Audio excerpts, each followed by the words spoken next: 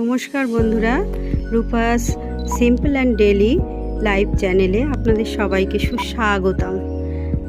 আজ আমি আপনাদের সঙ্গে শেয়ার করব আমার লাইফের আর একটা বিশেষ পার্ট, যেমন আমার ছাদ বাগান। এটা আপনাদের একটু দেখাবো।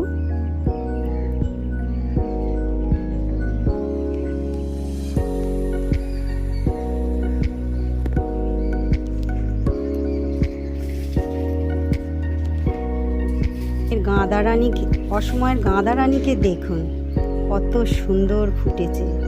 নিজের থেকেই গাছটা হয়েছে। এই আর একটা জবা ফুলের গাছের টবের ওপরে। অতিরিক্ত গরমের জন্য জবা ফুল ভালো ফুটছে না। খুব যত্ন করে এসব গাছগুলো লাগানো আমার, যদিও এখন নানা রকম কাজের চাপে এখন এদের যত্ন করতে পারি না। এই দেখুন, এটা হচ্ছে আমার বেল পাতার গাছ। এক এক করে দেখে নিন আমার জবা রানীদের। প্রচুর আমার ছাদে অন্তত পক্ষে 65 থেকে 70টা গাছ আছে টবের মধ্যে।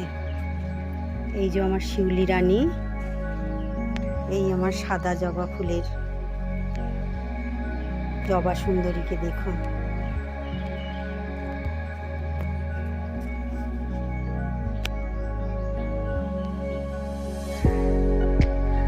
প্রচুর জবা ফুলের গাছ, কিন্তু এত গরমে ভালো জবা ফুল হচ্ছে না।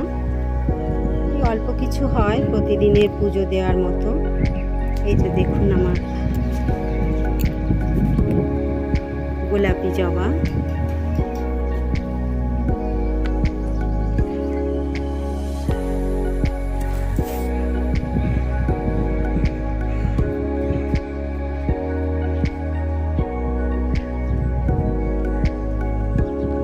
পদ্ম ফুলের গাছ রয়েছে।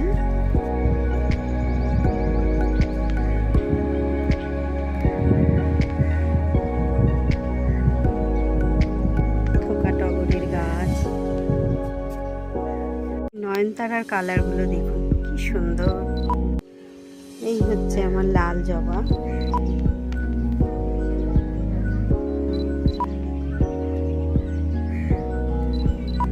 এইবার দেখুন আমার জুঁই।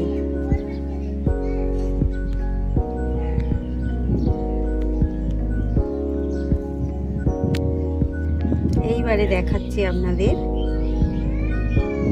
বেল ফুলের।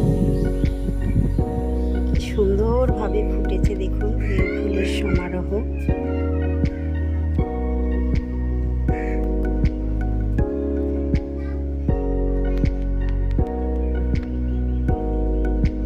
সন্ধ্যেবেলা ফোটে এই বেল ফুল। ছাদে এসে বসলে এত সুন্দর গন্ধ ছড়ায় যে কি বলবো।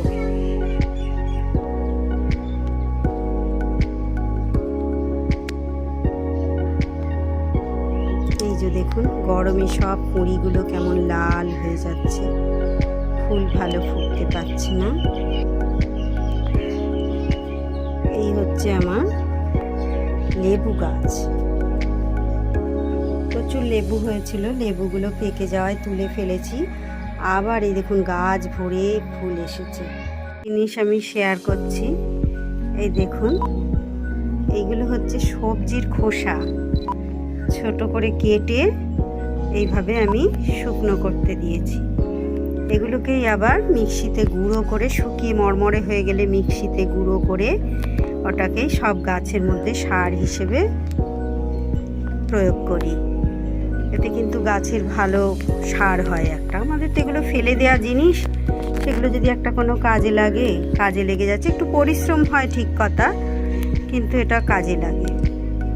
আজ এই পর্যন্তই, আবার দেখা হবে পরের ভিডিওতে। ততক্ষণ আপনারা সবাই ভালো থাকুন, সুস্থ থাকুন। ঈশ্বর আপনাদের সকলের মঙ্গল করুক। ভালো লাগলে ভিডিওটা অবশ্যই লাইক করবেন, কমেন্ট করবেন।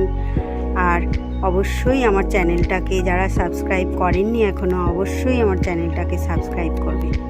নমস্কার।